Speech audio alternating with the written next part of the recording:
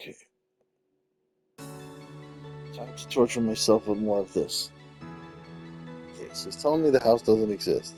I'm trying to reiterate, what do you mean? You see it. It says, no, this child already didn't exist. So what we're seeing, my parents told me the story of this house. It lights up every night at midnight. If you see it, then it's almost which is midnight. I checked my watch. It really was 11:55 p.m.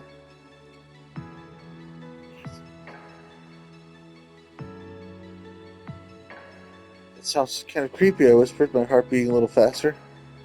I raised the camera hanging around my neck and aimed the lens at the house on the hill. The silhouette of the house was clearly visible, and I could see the windows flickering, as if someone were walking inside with a lantern. After taking a few shots, I opened the photos to get a closer look at the house.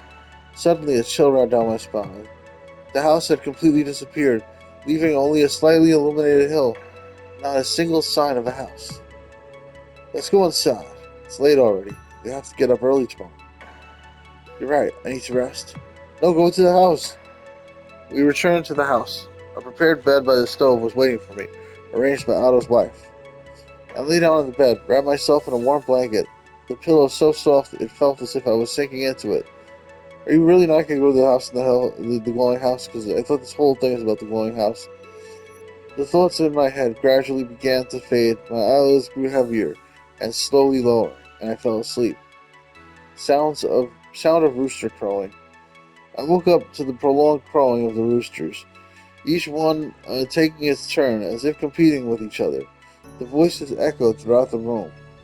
Outside, it was still semi-dark as it was inside the house, but the village had already come to life. I got out of bed, dressed, and stepped into the yard.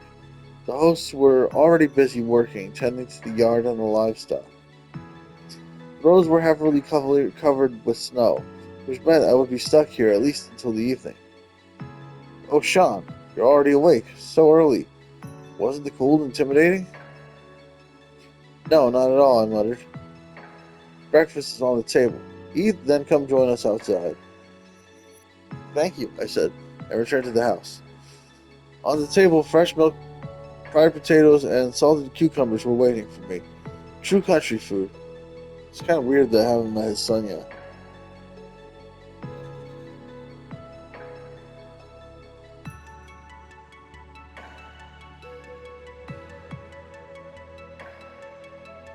I haven't tasted food like this in a long time, I said, feeling the warmth of the simple flavors. I ate quickly and went out into the yard to Mr. Otto. Milk and potatoes morning, trophy urn. Otto was shoveling snow in the backyard of the house. Unhurried and focused, his movements were slow, like a ritual he performed every day.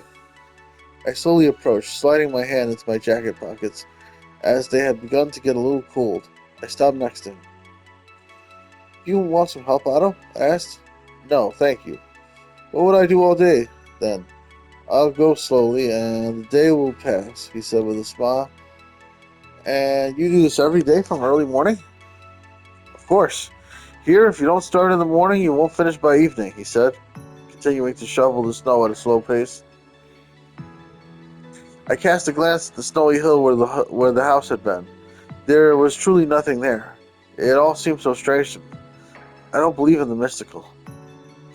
Since you don't need help, I'll take a walk up to that hill. Better not, Sean. Sorry, that was the wrong voice. I was supposed to do Sean's voice there.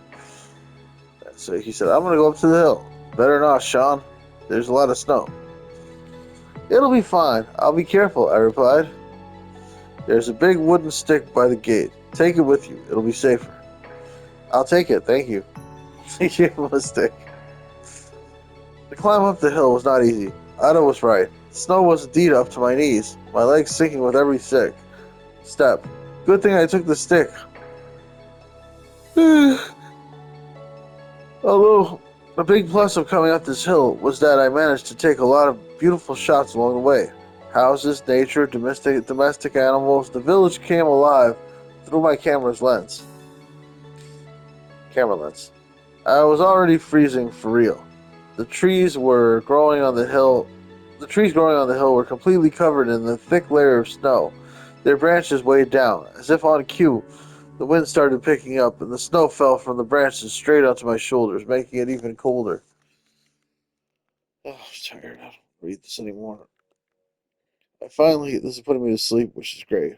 I finally found the spot where the house had once stood. Only a few bricks remained stacked on top of each other. My hands were very cold. My fingers barely bending, but I was determined to take at least a few shots of that, so to speak, magical place. So, forcing myself, I photographed the area anyway.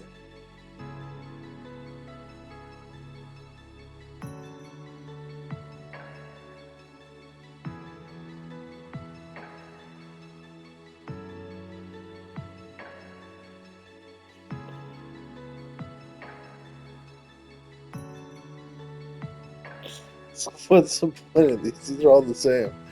Oh, it's so cold. We need to go back, I said with a trembling voice. It was much easier to come down the hill than go up it. I carefully stepped down the snow, covered slope, leaning on my stick. The snow crunches under my feet, and sometimes under its thick layer, there is ice, and my feet slip a little. Finally, I made it back to Otto's house. I topped the snow off my boots at the entrance and took off my snow-covered coat. I quickly approached the stove and pressed my hands to it, feeling the warmth gradually filling my frozen body. My hands, which just 5 minutes ago couldn't even bend from the cold, were now slowly starting to move. My cheeks were burning, my nose turned bright red, and a pulse started thumping at my temples. Unpleasant, but a good sign. It meant my body was coming back to life after the test of the cold. Frozen? He asked, entering the room.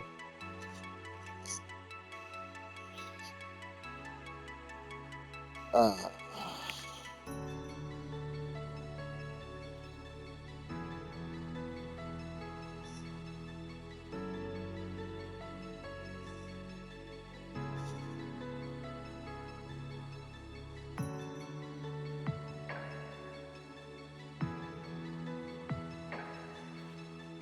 Just a minute outside. Words cannot describe it. I haven't felt this cold in a long time, I muttered, hugging the warm coat. And I told you not to go anywhere, he said sternly. On the contrary, it was good that I went. Now we have a lot of beautiful photos. Get under the blanket and warm up. Otherwise, you'll catch a cold, he said, then left the room. Due to the sudden change in temperature, I really wanted to sleep, so much so that my eyes began to close on their own. I lay down under the blanket and covered myself with it. I didn't really understand when I fell asleep. Rustling sound in the next room? I guess they don't want to wake me up, I muttered under my breath. I got up from the bed and stepped out of the room. Under the lantern light, Otto was intensely tinkering with the old tape recorder, turning the screws and pressing the buttons endlessly. Well, you're frozen after sleeping the whole day, he said, looking up at me. I won't even argue, I smiled. Want some tea?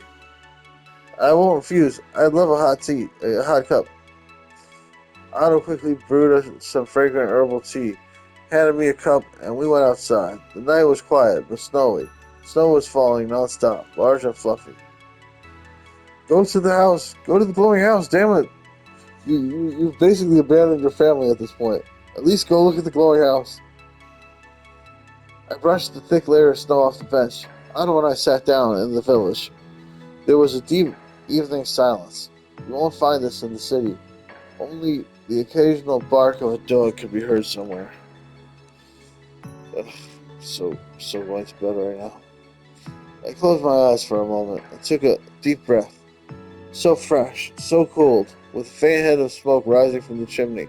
It filled my lungs, cleared my head, and at the same time brought a strange feeling of calm. Okay, we're stopping here. That's all, folks.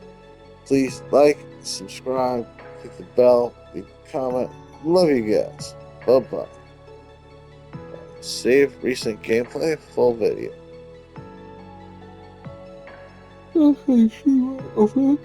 Yes. Okay, here we go. Yeah. Alright. Bye, everybody. Okay. We'll just go a little A little further.